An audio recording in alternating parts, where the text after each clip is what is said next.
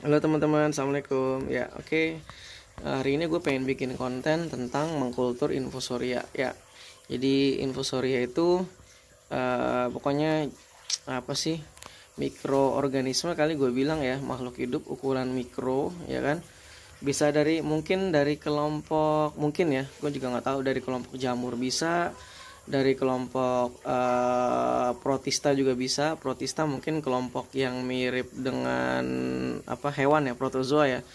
Tapi gue juga bingung ya, kalau protozoa kok bisa terlihat gitu. Tapi kalau harusnya sih tidak terlihat dengan kasat mata, mungkin hanya terlihat seperti kabut dan lain sebagainya. Jadi gue ini kemarin bahannya adalah air bekas cupang ya. Jadi kalau teman-teman punya air bekas cupang kayak gini nih, cupang-cupang ini kebetulan cupangnya udah laku ya.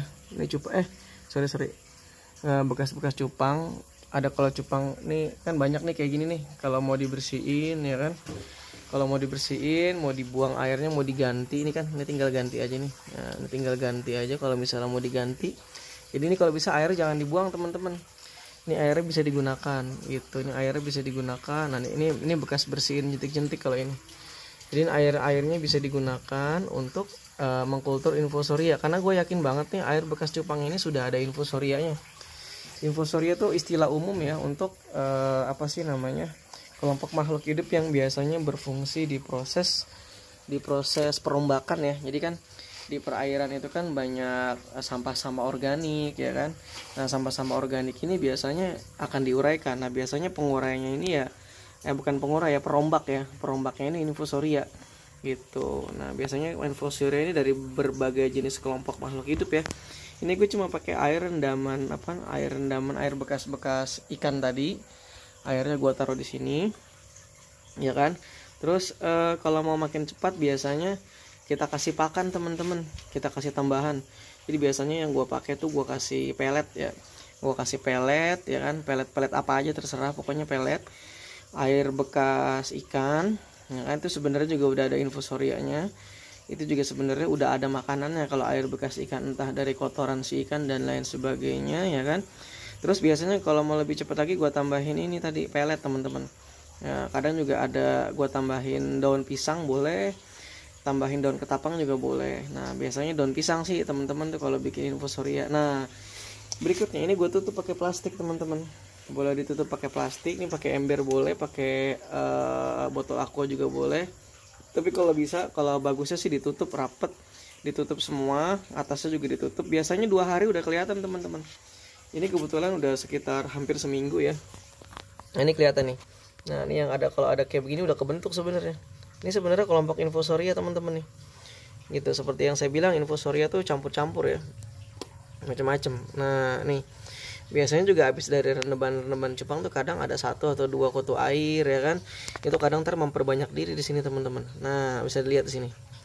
Jadi ini hasilnya kayak begini. Nah ini tinggal kita panen aja nih. Ini udah siap panen nih teman-teman. Ini banyak banget nih makhluk hidupnya, apa aja ada. Dan ini bisa buat jadi pakan buraya. Nah ini lihat teman-teman, cari ada nggak makhluk hidupnya yang di sini. Nah mungkin teman-teman bisa lihat ya, tuh lihat banyak ya.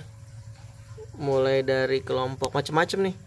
Mungkin ada protozoa, ada kelompok apalagi, bakterinya juga bisa jadi banyak ya kan.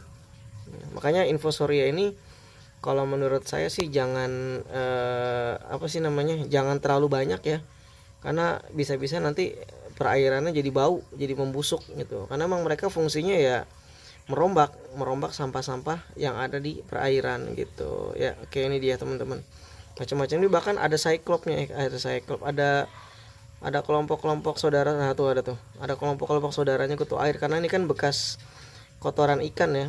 Ini gerak-gerak semua sebenarnya teman-teman nih. Nah ini yang kabut-kabut ini juga sebenarnya infusoria teman-teman ya, banyak nih. Ini kalau diperbesar lagi kelihatan banyak nih yang gerak-gerak. Ini gerak-gerak teman-teman, kecil-kecil nih. Ini dia. Jadi ini bisa dijadikan pakan buraya. Kasihnya pakai sendok aja gitu, menggunakan sendok kasihnya ya kan. Bahkan kalau mau lebih bersih lagi, ini taruh dulu di air bersih ya. Nah, berapa sendok taruh di air bersih. Nah setelah airnya bersih udah baru dikasih ke ikan. Jadi biar nggak kotor-kotor banget. Nah nih itu ya teman-teman. Jadi ini cara mengkultur infusoria, dan ini bisa dijadikan pilihan ketika mungkin teman-teman nggak punya kutu air yang bisa disaring ya. Kalau kutu air kan nggak bisa langsung teman-teman kasih gitu, karena kan kalau masih kecil kan sulit ya. Kutu air pun yang bisa kita berikan mungkin kelompok Moina ya, kalau dapnya kegedean ya. Jadi kita kasih Moina yang sudah disaring, atau kalau nggak pakai Artemia teman-teman. Nah, saya biasanya pakai Artemia. Kalau pakai Artemia biasanya perkembangannya cepet banget sih. Nah gitu teman-teman, jadi itu tips buat bikin infusoria kalau memang nggak ada pilihan lain ya kan, bisa buat infusoria, atau mungkin bisa dijadikan variasi pakan juga teman-teman. Jadi buat variasi pakan gitu. Nah ini burayak saya nih.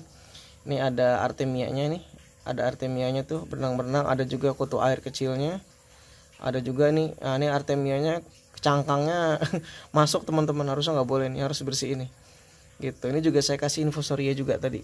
Jadi ini ya burayak saya ngerasain tiga-tiganya. Nah, biar pakannya bervariasi ya. Jadi bukan hanya infusoria aja atau bukan hanya Artemia aja. Ini saya kasih bervariasi. Biar mereka makannya senang, biar makannya banyak gitu. Oke. Nah, gitu teman-teman. Ya. Semoga tetap semangat dan semoga jadi inspirasi buat teman-teman untuk membuat atau membuat burayak teman-teman sehat semua. Oke, terima kasih teman-teman. Semoga kontennya bermanfaat. Yuk, assalamualaikum warahmatullahi wabarakatuh.